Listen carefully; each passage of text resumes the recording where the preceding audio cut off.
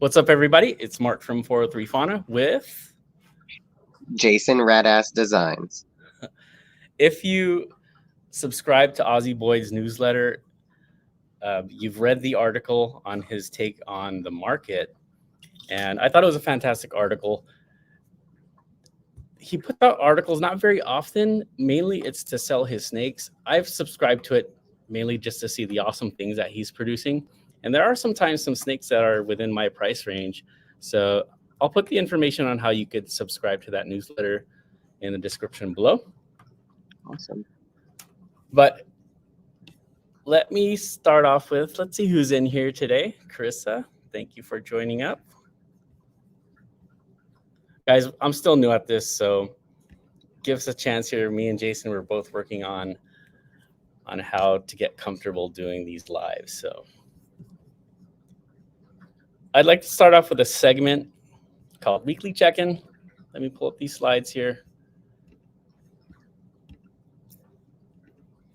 Give me a moment. Okay, here we go.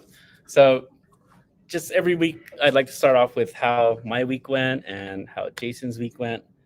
So this week, I was supposed to have a snake come in. I got a Spectre Het puzzle coming in from Redhead Reptiles. And unfortunately, the weather did not cooperate with that. And I'll have to wait a little bit. Now, for whenever you order a snake online, I'm super flexible on waiting because that means I don't have to feed it in my rack, and the breeder can feed it a couple more weeks for me. But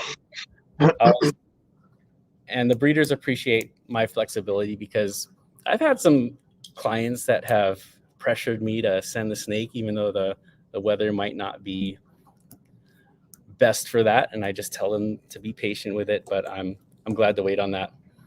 And I've really started to get into my breeding season. I've got a hypo clown. I'm really glad he's a brand new male, about a year old, and he locked up with a pastel super inchy orange dream. So I'm really glad to get some het hypos. Leopard also in there. But my lace boy, he's the guy I'm counting on to really make my season. And I put him with a big old inchy clown girl, and he didn't get the job done. So I'm hoping he'll eventually get into that. How about you, Jason? How was your week? Yeah, my week was good. Just a lot of working and more of just a maintenance and cleaning week. So there was some activity on Morph Market as far as like trades and buying and selling that we touched on a little bit last week because that had just happened. But again, same thing. Like it's winter. So people, you need to exercise some patience. So there's been some hot sales going on lately and the auctions and um, basically it looks like activity and movement on Morph Market has been picking up pretty well the last couple weeks, and other people in the hobby and in communities are voicing similar things. They're getting more inquiries and they're um, getting things done, making things happen, and so that's good. But everybody needs to remember that it's still winter, and the first snake that I got a couple years ago now on Morph Market, getting back in the hobby, I had to wait. I paid for her and waited 3 months at least for her to arrive. She came from Colorado to California, and it was really cold there. And I was easy going about the whole thing. So, I've had one experience with one customer on Morph Market where I sold them a snake. They were excited about it, and I let them know that next, I usually ship Tuesday for Wednesday, sometimes Wednesday for Thursday, and I don't know for sure what's gonna happen, but that's like, what's the possibilities. And it turned out that I wasn't able to ship that next week, and they got so upset. I got so angry, and it turned into kind of a negative, just out of the blue thing. That it wasn't me breaking promises. It was just they worked a lot and had worked like almost 2 weeks straight, and that one shipping window was what they needed for that snake to arrive. And the FedEx hub was going to be like 20 plus minutes away from them, Mm. and they just really got nervous and dead set on it. And I was like, whoa, okay, let me just see what I can do. And they just got more upset and more upset. And I mean, I even had to contact Morph Market about it. Hey, what should I do here? And then we turned it all around. You can always turn a situation that doesn't look like it's going to work out. You can reason with people. You got people skills. And I jumped through some hoops and made some stuff happen and dropped some stuff and got the snake out to him, and then he gave me this great glowing review, and I sent him a bonus animal. I just wanted to make him be a happy customer and turn what was like an unnecessary argument into a great end result and a happy customer. And sometimes you got to do whatever you can do to make people happy, whether they're reasonable or not. Right. I had with my giveaway snake I did for Christmas, the person who won this, I believe it's going to be her first ball python, and she's really eager to get it. She's been emailing me like crazy, and I've been sending her pictures and everything. And it was supposed to be 2 ball pythons. She only wanted to get the male and said, you keep the female. I kind of wanted to make space in my racks, and that's why I was giving two of those snakes away. So I do have this female normal, but she is het for either cryptid or clown and 50% possible het ultramel. But I also have another client that bought a black pastel calico banana double het VPI xanthic genetic stripe, and I've been holding it for like 2 months already. He lives in Idaho, which is just frozen, and Yeah. I'm gonna contact him and see if he wants the female. I'll throw that in with the one that he bought. And I could go on more on this topic, but it kind of ties in with our Ozzy Boids article, which I want to get into now. Yeah. And I think a lot of what you mentioned right now ties in well with the article too. So let's get that started. So Right. let me share first the email, just to give you guys an idea what it looks like. Okay, here we go. So here's what the Ozzy Boids email looks like, and beautiful orange dream, super orange dream pied he's got going on there. Yeah, that snake's nice. And are you subscribed to his newsletter? No, I'm not.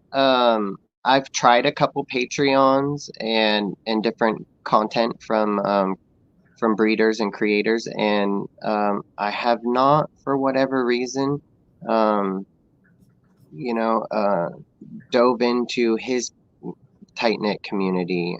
But I know how long he's been in the hobby, and I know how good of a breeder he is, and a really nice person, and helps people and donates to the industry. And I would like to check it out for sure. Yeah, it's free, so, and it's mainly for him to sell snakes. But hey, let me introduce a new segment right here. It is called the problem of the week. Dun dun dun. Now, the first person in the chat who could give us the correct answer, let me read it out to you, we'll get a shout out on next week's live. So Ozzy got the first orange dream from A, Noah from Africa, B, the snake man Gary Leeson, C, Ian G from Outback Reptiles, or D, Lindy Johnson from Freedom Breeder. So, okay, Hiviz got it immediately. It is Ian G from Outback Reptiles. So, Smarty pants. next week, Hiviz, I'm going to give you a nice shout out on our live. I'll put your information, Instagram, YouTube, stuff like that to share with them. So good job, Hiviz. Okay, let's move on to the article. So I've noticed a lot of people have really started to come out with videos and talking points about the market right now, just trying to keep people motivated. And this isn't their first go through with this market. I know you've been around for a pretty long while. Just real quick, do you have any thoughts on previous cycles where things have gone down and swung up? Any thoughts on that? Just that I know that when I was going to pet stores in the 90s, that there was people that had been doing it a long time before me. And I mean, I think leopard geckos first came into America in like the mid to late 70s, if I remember correctly. People have always been working with reptiles, and I think that the first big boom that I noticed was in the late 90s. So I got in around like late 97, 98, and I loved all the like vivarium magazines and reptiles magazines and going to all the different pet stores and reading all the books and literature that was out there at the time. And um, I watched myself from having a friend own a pet store and from working in a couple of pet stores, like the hobby boom, the first one that I was involved in, and it took place in the late 90s into the early 2000s, where all of a sudden you just have crowds of people coming into pet stores and trying to get as much information as they could and learn and buy animals, and you could just really see things exploding.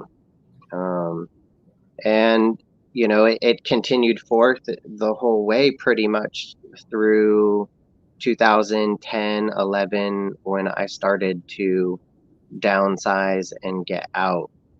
And from what I hear, since I wasn't around and my life completely changed, I went through a lot of personal changes and just wasn't involved with pets and reptiles. I didn't even have a cat. I love cats. That it sounds like maybe in the area of like a few years later, like 14, 15, were slower years in the hobby and the industry, but I wasn't around for it. Um, and obviously with COVID, it's just a huge like inflated boom with the influx of like people's cash flow. And I mean, people are always going to be interested in reptiles, but Yep. that made it so people had more money for luxury items, and they're at home and they're bored. Um, so we'll touch on what some of that, how some of that applies to the cycle in just a little bit here. Correct. So the Ozzy Boids article, it has a lot of points to it. What I did was I just summarized everything except for the fifth part of it. We'll just read through that entirely because a lot of it is his personal opinion on it. So Hmm. let's get started with this. So the introduction says, "Don't panic." I know at this time we have a lot of people just selling off their collections, and Brian from Samson Sankatorium has his sticker breeder graveyard, and that's just full every week, it seems like. And I'm sure you see on Instagram every week like two or three people just selling their entire collections. Yeah, I But do. according to Ozzy, this is his third cycle in 24 years that he's been breeding. And his key to survival is being prepared mentally and financially. The mental part of it is don't panic and get out. Now, for me personally, I did get out at one point, but it wasn't due to the market. It was just personal issues that I had and could not keep up with the collection.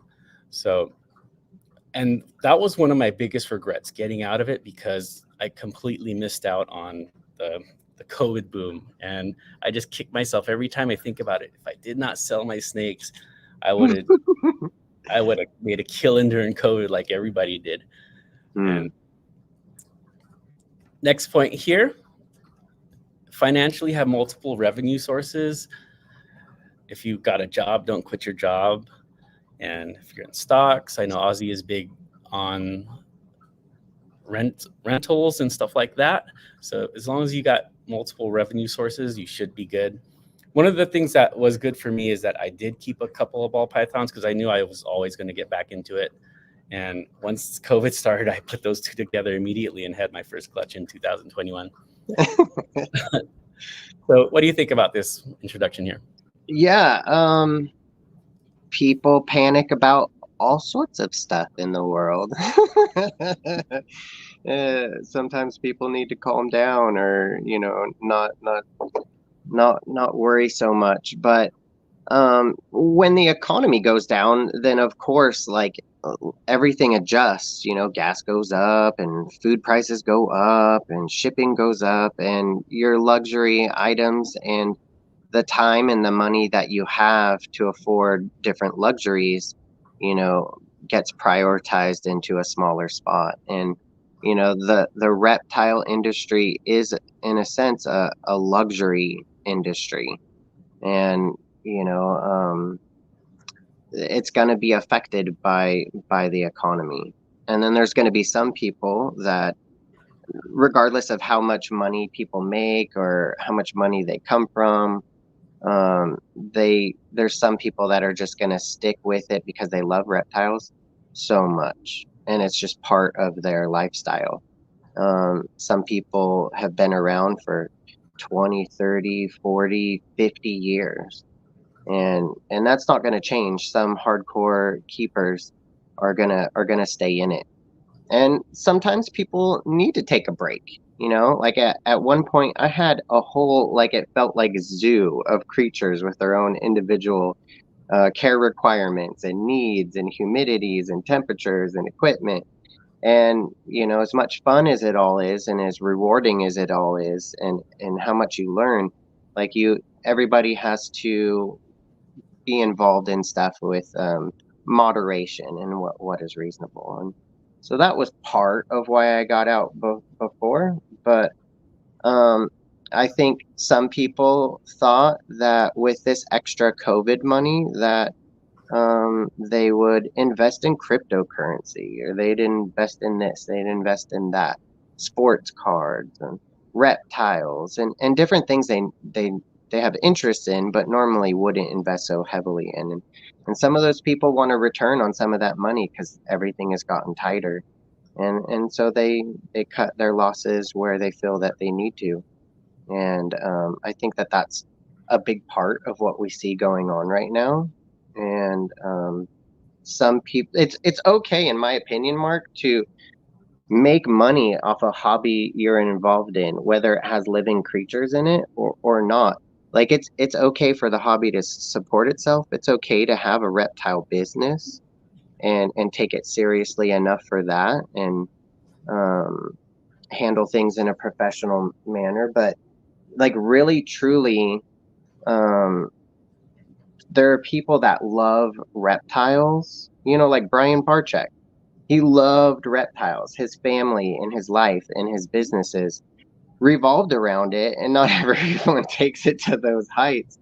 But, some people really love these creatures, and some people drop off dogs at a riverbed and give up on them. That everybody has their own moral compass and their own involvements and priorities. And some people are going to see it through and do it for the love of animals, and some people are going to see that they're not making the money that it looked like that they were going to make by entering and joining the hobby and investing a lot of money into it, and now want to see a return, and they're not, so they're leaving. And that's fine with me. That's competition for us, huh? Yeah. We'll touch on more of those topics on these next slides here. Let's move on to the first phase of it. Yeah. Okay. So currently we're not in phase one, but Ozzy believes that it is eventually going to turn into phase one, or it's actually starting phase one, the birth of a market. And in this time, it's the best time to buy. And if you think about it right now, you know what? I was just looking at prices on Morph Market because I'm going to start listing some of those animals that I've held back for the winter. Now that weather's hopefully starting to pick up, that I'll start listing. And on my last video, I mentioned that I had those 2 bananas that I was going to sell. And I even mentioned a price on my YouTube video. And looking at the prices on Morphark, I was like, oh, shoot, I kind of priced those a little too high, because I said that the banana double hit VPI Xanthic genetic stripe I put up for $300. And I was seeing that just normals were going for under $200. So I'll probably have to adjust the price on that. But the one with the calico, I think the calico is, you can't find another banana calico double het VPI Xanthic genetic stripe on Morph Market. So I'm going to stick to my high price on that. Maybe do free shipping on it or something like that. But it's a pretty good time to buy. But it's a possibility that it's going to get even better in a few months. In phase 1, market is really soft. Demand is low. Now, here's why I agree with Ozzy and how we are not in phase 1 yet, because I think demand is still there. And looking at those auctions, everything gets bidded on. People still want these snakes, but they just don't want to spend the prices that were previously on the market. I know me personally, I wouldn't be spending $2,000 like I was during the COVID boom. But if I were to spend that money now, I'd get a lot more for my value. Yeah. Okay, so dedicated breeders are focused on producing the next killer combo.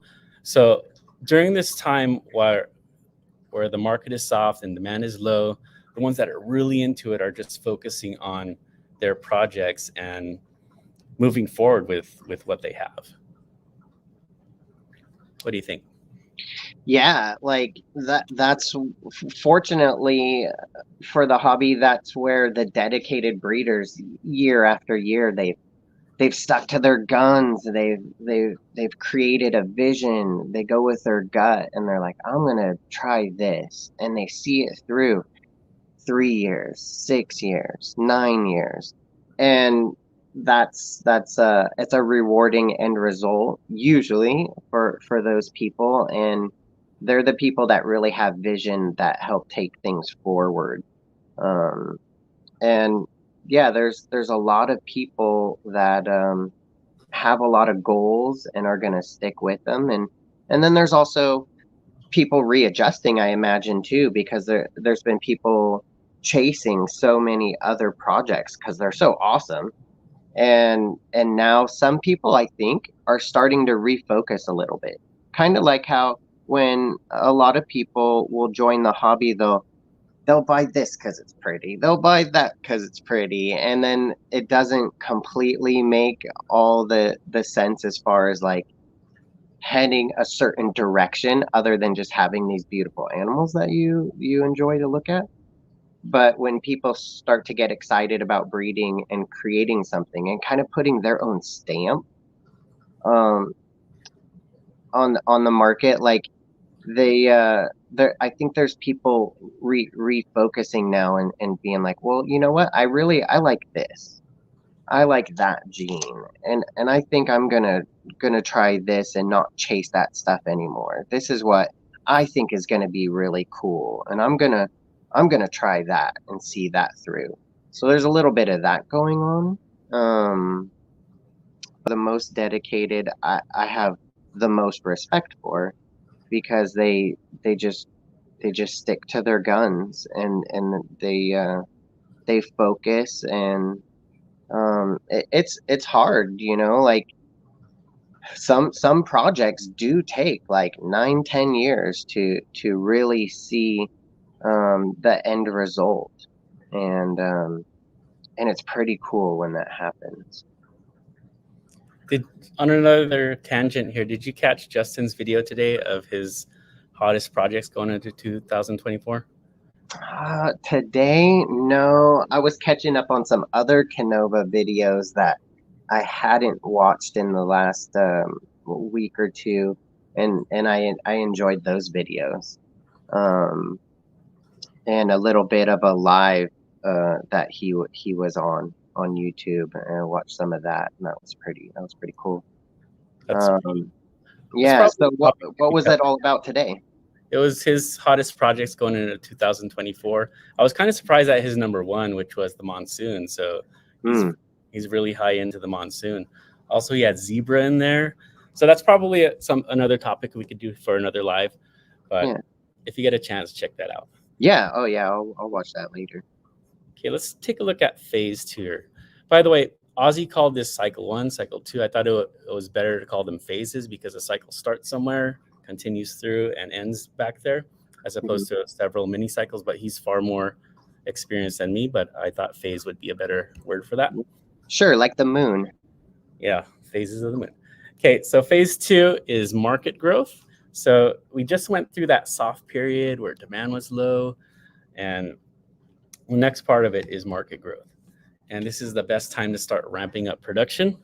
So those dedicated breeders that were working on their stuff, they could continue with what they were doing.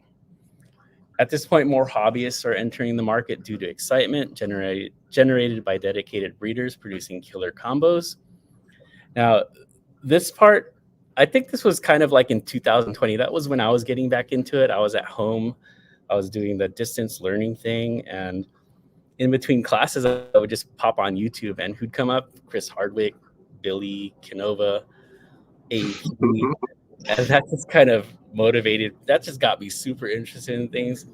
And the killer combos at that time, Will from RCR, his Desert Ghost videos, man, I just that was what really got me into it, the Desert Ghost. But so about 2022 or 2020, I think this was when the market growth was starting to rise. This phase two, I wasn't in it in 2019, but it's possible that it was going on there as well. And those from cycle one, that the dedicated breeders, they're seeing these huge returns on their investment. So while other people were getting out, they stayed dedicated. At this point, they're just making a lot of money. Take it away. Well, yeah, I think you were still seeing decent prices if you go back and you check ads and sales timelines. Like Desert Ghost was still affordable, I believe, in 2020, and certain things were starting to skyrocket and certain things were trending up. And yeah, I mean, definitely you can look back and be like, oh, I missed out on that. But ultimately the genes are there. So regardless of, where they fit into the daily like stock level and price points and the ebb and flow of things, like there's more being produced. There's more of the gene out there. If you like working with Desert Ghost, which has gotten a little bit more affordable lately. I mean, I was able to finally get one. Um, it's to me, it doesn't even always matter the price. If I want something really bad and I want to work with it, then I'll go get it. I mean, everyone likes a deal, but yeah, things were definitely trending up in 2020. Yeah, um, it was crazy. I mine was like towards the end of 2020 when I got back in, and 2021 is when I just spent money like crazy. And you know what? You have a good eye for a pretty ball python and for thinking ahead on genes. And so during this timeline where even before we are getting to know each other, like I would see you in your channel and in different like groups, and then I would see you on Instagram post a snake that you got, and I'll be like, I was looking at that snake. I wanted that snake. That's who bought it. It was Mark. It was this guy, and that's just really what you want to do is find those unique specimens and go after what good examples of stuff and try to find a direction. And I've seen you have been doing that, and it took me a while to figure out some long-term goals because all I wanted to do was make a white snake, Mark. Because I had a lesser, like, I don't know, like 15 years ago or so, and I I I knew that eventually one day I would have a white snake, but um I finally made one. There you go. Let me put you on the screen here. Okay, there. Oh, not me. Let's do Jason. Sorry. So to some people, that have amazing genes and amazing projects, they want to avoid making white snakes, or in this case, one with a little bit of a lavender head. It's a super Mojave. Um, but I just this was my first goal before I even had one. This was my goal, and I have rosy boas that are white, and I was working on that right before I left the hobby before, and so for me that it wasn't really about money, although newer people to the hobby always gravitate towards like calicos and piebalds and bells because they're pretty. Yeah, can't go wrong with those, and they'll still sell no matter what. Yeah. So, but the more you get animals and the more you start to pair stuff, the more you start to hatch things, whatever it is, the more you'll come up with ideas of selective breeding. Sometimes it's not all simply just like different morph combinations, but oh, thank you, Jen. Like it's like Jessica, I think, is in the chat. And she's somebody who's like an old school keeper and breeder, as there are many others that choose the prettiest and the most unique pattern. And then you hold that back and you raise that animal for years. And then one day you get to breed that animal. And then you see what pops out. And then if it's something along those lines, like taking you down this different road, then you do the same thing and selectively choose offspring to hold back again. And the hold back rack. That's what really good breeders, in my opinion, do. And that's also how you create unique unique things. It's not always just about this gene is this dollar today, and this is what the price of soybeans are today. It's it's selectively breeding and having an eye for traits. Sometimes it can just be behavior. Like I had a snake that I really liked. It was a candy het pied that I bought. And somebody else got a good deal on it. And then they're a really nice person who had a small collection, but it was growing. And they all their snakes were friendly. all their snakes had names. And this one snake just had an attitude for her.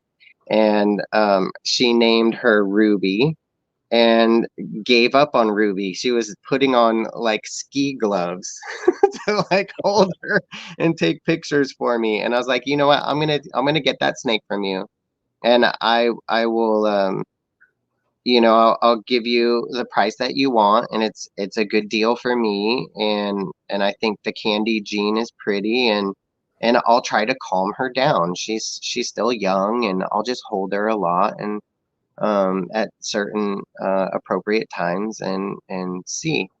And for many months, she was just sweet and calm, and I'm like, well, I don't, what's the problem here? And sometimes she would tense up a little bit, but she was very calm and sweet. And then I moved her into another room and she was okay and she got some good growth going. And then after a while, one day, I could tell she was going to bite me. And I had some people near me and I was showing them her, and I could tell she was going to bite me. And she did. She bit me so quick, I didn't even have a chance to scream like a girl. And I had to, after that, she developed like a little bit of a pissy attitude, and I had to handle her accordingly. I didn't let her bite me again, but I had to approach her in certain ways. And I couldn't get her to calm down sitting and watching a show on TV or just holding her even for short amounts of time and just reinforcing like positive interactions and giving her everything she wanted. oh, she's still upset. Let me put her in another cage and give her a different water bowl and this and that. And it just nothing worked. She got moodier and moodier and moodier. And there's no there's no there was no fixing that, at least in the short term. And so I actually gave that snake away in the Patreon that I'm in. And essentially it was a randomized thing, and somebody else is aware of how she is and got a free snake. Because that's another thing besides a cool look to a snake that not everybody thinks about is temperament and behavior and overall health. That can be bred for as well, I believe. Correct. Okay, let's take a look at phase 3. Okay, phase 3 is the market boom. This was 2021, 2022, where I was just throwing money away. I tell you what, I was super fortunate as an educator to get a lot of that COVID money. They've offered us a lot of money to get back in the classroom early. Things like doing extra duty for sports events, they doubled the price on that. So I was just signing up for every basketball, soccer, football event. And that was just fueling my addiction here with the ball pythons, and I was able to buy a lot of cool snakes. So let's take a look at the points here. Yeah. So this is the best time to sell, invest in assets, and save cash. Yeah. So for the breeders, sell, but the important thing here is to save that money that you're making and invest in projects that will further your collection. Invest in those Freedom Breeder racks, those ARS racks. It's not just sell everything like crazy, but be cautious with it, save that money. Yeah, and if you live near where that picture is taking place, maybe in investing in a bunker. Look at that explosion, man. I don't want none of that. That's from Iron Man 1, by the way. Tony Stark. Okay, Ozzy, he was in a couple of these phases, he was mentioning about investors entering the market, throwing cash around. And it seemed like, just reading between the lines, he had a little animosity towards that. But I'm just speculating on that part. But I guess I was considered an investor because I was throwing a lot of money around. And everyone's just making money hand over fist, breeders, suppliers, cage manufacturers, etc. You guys remember it took like Freedom Breeder 6 months to ship out a rack during the crazy time. But people were waiting forever for some things, right? Yeah. Yeah, I mean, I bought a headset for my Xbox that they weren't currently making at the time, and you couldn't get one anywhere. So I had to buy one used for like, geez, I think it was like $400. Like it was normally like $299 or whatever, and I was like, fine. Like I was having fun being on a vacation and playing games, which I hadn't done in a good long while, and I had a lot of fun with it. And you know, not everybody spent their COVID money wisely. And I think that's what some people get a little bit perturbed about, is that people were just given a lot of handouts. And sure, a lot of people needed the help, and a lot of people deserved the help, and a lot of people deserved also a vacation with all the stress going on, and but not everybody invested wisely. I know I made a couple investments myself that, I kind of wish I could go back in time on. Like I saw this little, like Ozzy's really into real estate, which is very smart because it's always going to go up in value in the long run.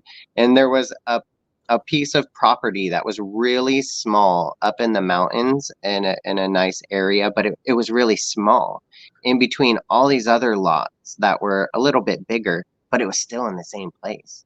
And you could do like utility hookups to it later. You didn't have to do it right then. And I was like, oh my goodness, like $9,000 for like my own little tiny slice of heaven in the mountains and the trees. Like, geez, maybe I should save a little bit more and I should get that.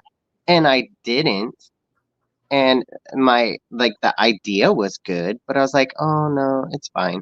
Like, now that same piece of property for $9,000 is probably like a $30,000-$40,000 piece of property. So, it's smart to invest in certain things, and then as it applies to reptiles, there's certain things that go up and go down in value for a variety of reasons, but you can invest wisely in certain reptiles if that's what you happen to partake in. There is like an area for smart choices there as well. I remember during this market boom, and I just realized this right now when you're talking about real estate, how during that time Ozzy started his Patreon, and this was during the boom and stuff, and he was preaching how to take that snake money and invest it in real estate, and that's what the gist of his Patreon was about. And personally, that didn't interest me because I just want to do the snakes, but it's a smart thing to do. Yeah. And so he was definitely following his market boom where he was taking his snake money and putting it in other places. So, okay, let's take a look at the next phase here. Okay, this is where things start to get a little dire here. And, we've personally experienced this going through this cycle that's going on right now. But is that the Grim gene right there? Is that the Grim Reapers, that super form? Yeah. So sit tight. Like when I first got out, I mentioned this earlier, the first time I saved those 2 snakes, and that just got me the ball rolling with me again. And for these people that are just selling their entire collections, I would advise save a few, save a rack, save a VE 570 and keep your best snakes in there, because you're going to always want to come back. And I've kept fish since high school, and I knew to always keep an aquarium because I'll always want to have fish. And there might be a time when, I get out of it, but I kept that tank because I knew it was going to come back. So try not to sell all your snakes, because you're going to kick yourself in the back seat in the future. So sit tight. Even though we're going through a market suicide, hang in there. And here's another point here where he was talking about the investors, money motivated investors ramp up production, simultaneously undercutting the market. So yeah, we've seen a little bit of that. Yeah, I was trying to think of some examples of that. And personally, through a previous cycle I was in when the codoms were big and how people would just undercut it with cheaper and cheaper codoms, that kind of reminded me of that. Let me see if I have another point here. Okay, let's go back to that. Okay, you want to talk about that right there, Jason? Well, there's different ways you could look at that. There's some people that invested in certain projects, certain genes, and they want to hurry up and just push more of those out for the people while they're still hyped up. And rather than maybe necessarily like working towards their own personal individual like vision and goals, they just want to try to create some sales and recoup some money. And then there's other people that are bigger breeders that can just like, ramp up production and push out bells and push out bananas and push out pretty snakes that are a little bit more standard and not as like complex, just to like sheer numbers, like create opportunity for sales, and then price them in a certain way to where then they are saying that they're discounting them, everything's half off, kind of a thing.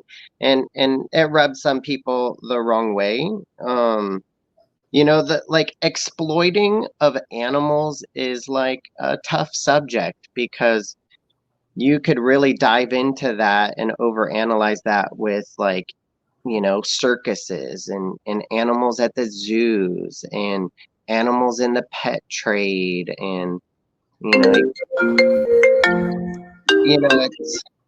it's Sorry. like something that's touchy, where like, it is okay to make profit and to support your own hobby, and it is okay to start a business that's involved with reptiles and take it seriously and put out a product with a brand and create, wealth. That's totally fine. But there are some people that will just milk the hobby, in my opinion, in ways to where they just want to churn it out. It's like gears in a machine, and they just want to hit certain numbers and create certain profits. And it's a tough one to dive into and discuss when you really look deep into it. Um, but yeah, there's definitely an oversupply, and um, then there is like a demand right now. So that is part of the correction. And there's some people that are not breeding as many of their snakes as they were in the past. They're trying to well, just like realign their goals and not just churn out numbers. I just realized who you're talking about, but I won't name names here. But Well, it's not just one person, but yeah, there's definitely different ways to look at things. Like, I'm grateful that now that I re-entered the hobby, that there are so many options for me. Like, I don't look at it as much as money. I love reptiles, and I'm grateful to all the people that have been working with them in the last, decade and a half, that I get to come back into it, and so much progress has been made. So much has been like learned and so much knowledge shared. Like, it's pretty awesome. Like, I'm glad to be a part of the hobby again. And not everybody is all about money. Not everybody is all about greed, but you will encounter people like that in the world, in all sorts of different areas, in every facet of life, and I try to surround myself with people that are a little bit more generous, a little bit friendlier, and a little bit more caring to wildlife. I mean, that's the reason the hardcore hobbyists and keepers got in this in the first place, is because they caught a bluebelly or an alligator lizard or, crawdads or something when they were young, and it sparked something in them. Their own little mini version of being Steve Irwin, and now they want to keep reptiles and they want to learn more about them and they want to enjoy them. So I'm pretty good at um, like, my perception is good, I think, on, the people that have the most love for the animals in the hobby. And I try to do whatever I can to support those people and help those people, and be friends with those people. You want to surround yourself with smart people and business savvy people and good people. okay. So on phase 5 here, a lot of it was opinionated, so I decided not to make bullet points with it. So what I'll Mm-hmm. do is I'll just read it word for word what Ozzy wrote here. There's actually 2 slides on this. We'll read this one, comment on it, and then look at the last one for today. Sure. Okay, so in phase 5, this is the phase that we are in currently, according to Ozzy. It says soon the output starts to exceed the demand and more price cuts are implemented. The crazy price fluctuations start to create price uncertainty. When this price uncertainty hits investment grade animals, it's hard to determine what kind of returns you can expect. This combination of oversupply coupled with price uncertainty leads to demand destruction. Sales grind to a halt. Breeders with large collections find themselves having to pay employees and spend money to feed thousands of babies that are not selling. Hobbyists who were spoiled by years of easy sales and great profits start to get very discouraged. So there's more to this right here, but I know that Redhead Reptiles, who I'm getting my Spectre Het puzzle from, he used to work with Ozzy and Mhm. unfortunately was let go because of, I believe, what he wrote here with the breeders having to pay employees and stuff. But That's got to be tough. yeah, so within I know 2022 we really started to see prices start to drop a little bit towards the end of 2022, and then 2023 it was just like starting to go down and down and down, and right now it seems like prices are really low. Yeah. Yeah, I seized the opportunity in late 2022 to get like some, like I got a Black Friday snake. I got a hurricane from a buddy in Northern California, that was $200 on Black Friday sale, a hurricane baby female, and she was pretty small, but she was so pretty, so cute. And I think shipping was like 46 or $47, us both being in California. And that snake is a not definitely not one of my fastest growers, but one of my most appreciated snakes. She's just so cool looking. And you like you said, you could see some of those things starting to happen right before winter and the close off of shipping in 2022.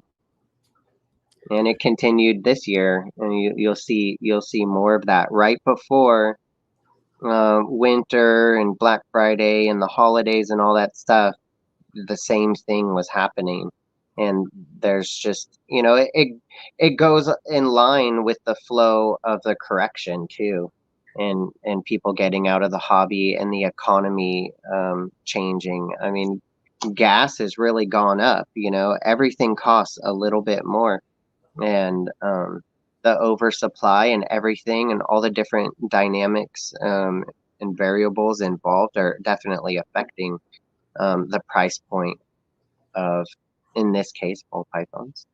And there's really good deals to be had out there. I mean, I bought right before winter just recently, like my first desert ghost. They were so expensive. Like there was no way. Like, I mean, I could have bought a female desert ghost here or there, and I would have looked at it at this point as having overpaid. But like, I just didn't prioritize it. I was like, you know what? The price is gonna go down. I'm just gonna wait. The more people breed clowns and desert ghosts and this and that, like the more available they become. Like that's just like supply and demand, and that's just smart, like looking into the future. Like the future is more of these genes are gonna be available.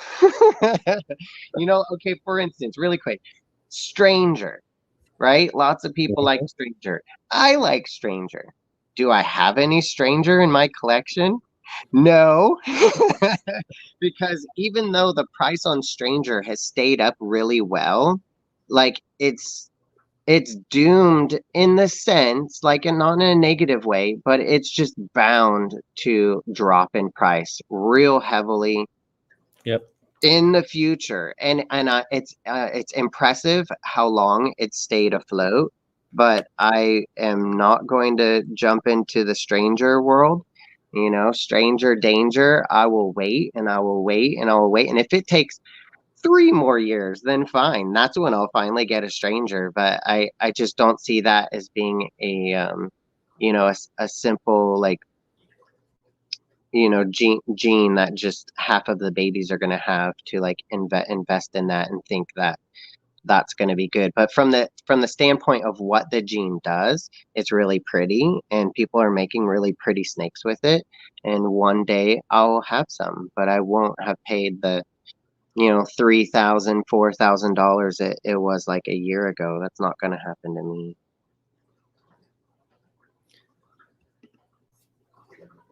Yeah, those incomplete dominants, they're gonna drop.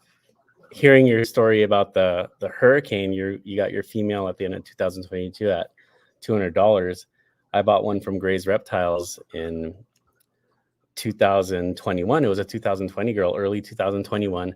I paid $1,000 for it, and in just a little bit over a year, it goes down to $200. But she made some incredible babies for me. I'm not Yeah, despair. I mean, it's a really good gene, and I really like it a lot, and I'm really happy with that snake, and I would have paid more for that snake. It just was a really good deal at just the right time for my budget right before the holidays, and I'm so glad that I got that snake and made friends with the breeder, and I'll have that snake forever.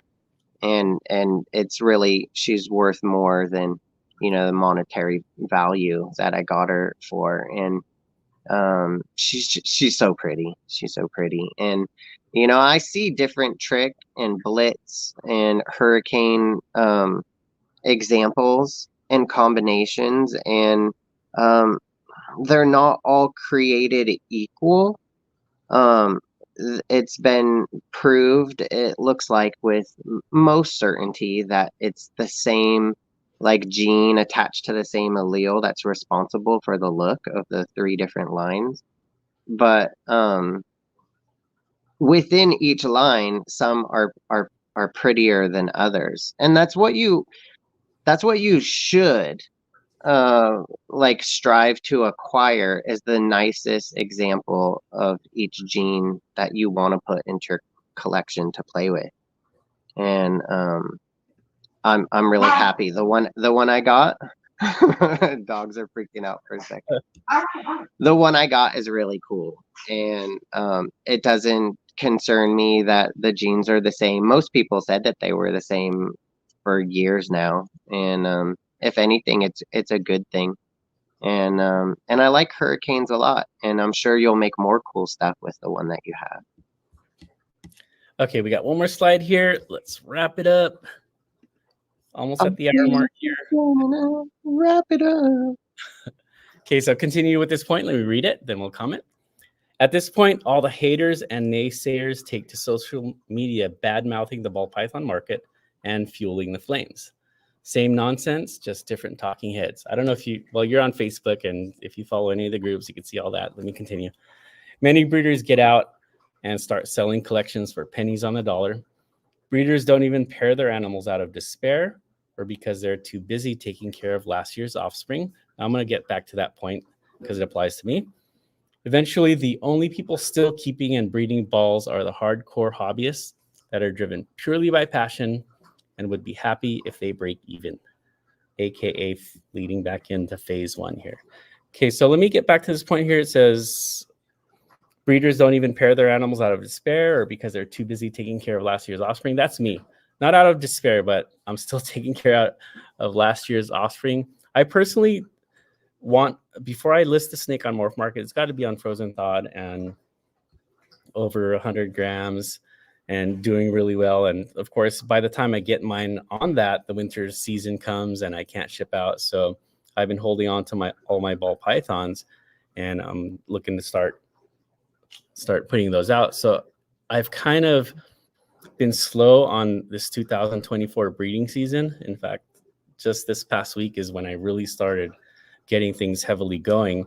But I was also kind of thinking back to last breeding season where I started in the fall, and some of my young males, they got burnt out in the winter time. So I figured if I start a little bit later in winter, those young males will hopefully be able to keep it going. So that's what I'm hoping with right there.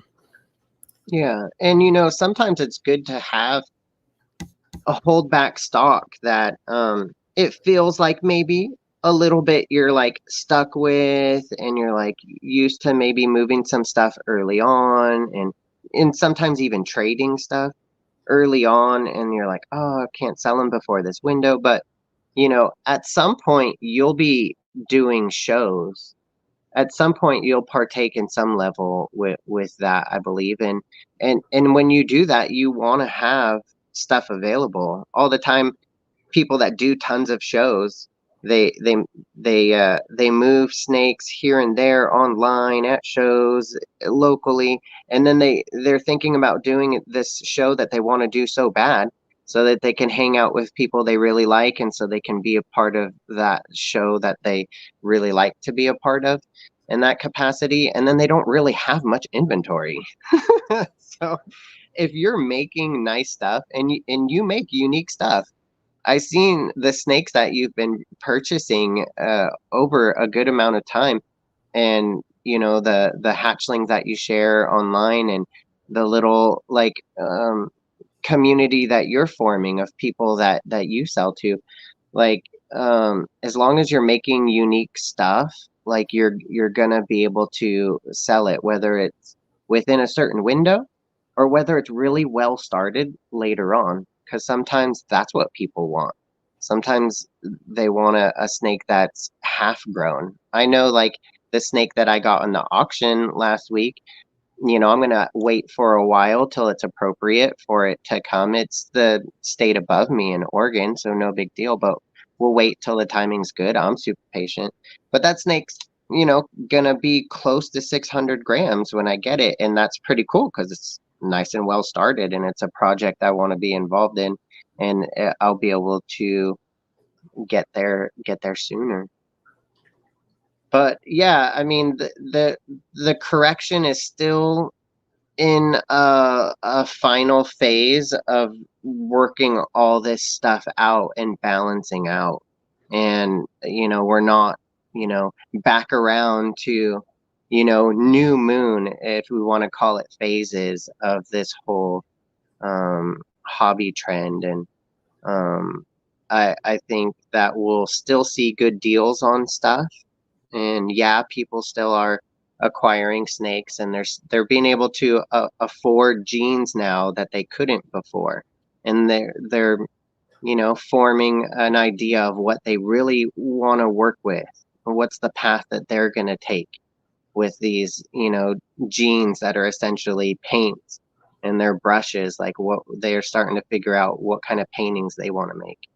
And we'll just write it out. We'll just write it out. Like, I'm happy with the 7 snakes that I created last year, and if I don't move any of them right away, that's fine, because I have like a vision for what I'm gonna do with most of them anyways. But I don't mind trading or selling a couple. But I made stuff that I'm really happy with and grateful for, and if it stays here, then I got a spot for it.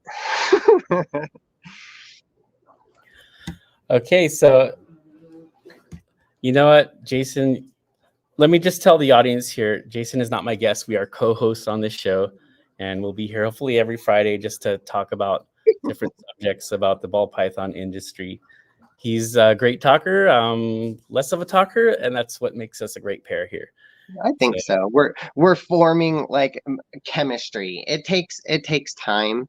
We're both two cool dudes, and we'll work out through the process that everybody else does when they start a channel. And I think we'll bring lots of interesting content for people, and the people that want to watch, they can come right along and be part of it. It's getting a little bit darker in here, but I brought a snake out today that I wanted to show you, that I haven't really shown anyone publicly. Like, some people know that I have it. This is a gene that hasn't been affected that much by the crashing markets. And it's the snake that I wanted so bad after acquiring some bells and the plan to make bells. This was the gene on the that I wanted the most. So I'll show you that Let's check snake it out. I got of that gene that I love. Hey, thank you so much for everyone who's been in the audience tonight. And again, we'll be back next Friday. We're winding up here. Do what Ozzy says, sit tight, hold on to your snakes. I went through selling my collection previously, and biggest regret of my life, stick with it. Buy now if there's genes you want to add into your collection. Let's check out Jason's snake. This is what I wanted so bad. I looked at all these different genes that are in the hobby now that weren't before, and I was like, wow. Like, I knew I wanted to get some bells, and I wanted to make some white snakes, and I will continue to make some. There's definitely people that already wanted to buy them out the egg, and people that are messaging me, or even people locally that are like, oh yeah, I'll get one of those. So I'll find the right appropriate homes for them. But this snake was a gene that wasn't around before, and this is a monarch. This is just Oh, monarch. this is See, just monarch. a plain regular in deep shed cycle. So less prettier than normal monarch. That's why High Viz thought it was Ultramel. Yeah, I do have one Ultramel that I got in that collection, but this girl I paid a lot of money for. This is my most expensive purchase, and I'm not gonna say how much it was because my fiance will watch the replay of this video and be upset with me. But I'm not worried about the money spent because I just wanted this gene, Mark. It's gonna do so much cool stuff. And the only gene other than some super ultra fancy ones like Tornado or whatever newer stuff that's out there that's worth a lot, that has survived the market price adjustments has been Monarch. A Monarch like pretty much sells for the same price that it did when I rejoined the hobby 2 years ago. So I chose well, and if the price adjusts and goes lower, that's fine because like I'm stoked. I tell you what, the snake of the show for Pomona for me was that GHI Monarch from John Feely. And it did give me a little bit of regret of not having Monarch in my collection. Super awesome pickup you got there, man. Congrats. Yeah, and I bought her as a 3,200 gram adult. So she was paired and then didn't lay eggs because the girl, Victoria's serpents, she moved locations, and then so the snake reabsorbed. And I've paired her, and I don't have an ultrasound mark, so I don't know for sure what's going on in there. I just know that she doesn't want to let go of me, that she's huge and healthy, and one day, more likely than not, I will get babies from her. And if I don't, that wouldn't be the end of the world either, because I got the snake that I wanted. It was worth it, but hopefully I'll make some really cool monarchs, and I'll share that gene with you in some fashion. We'll figure it out. I really like monarch more than ultramel, but ultramels are really pretty too. But I thought that it would be a smarter route to go, and I'm glad that I did. All right, guys. Thank you so much for joining us. Jason, thank you for being an awesome host. Thank you, everybody, for being here again, and we will see you soon. Bye, everybody. See ya.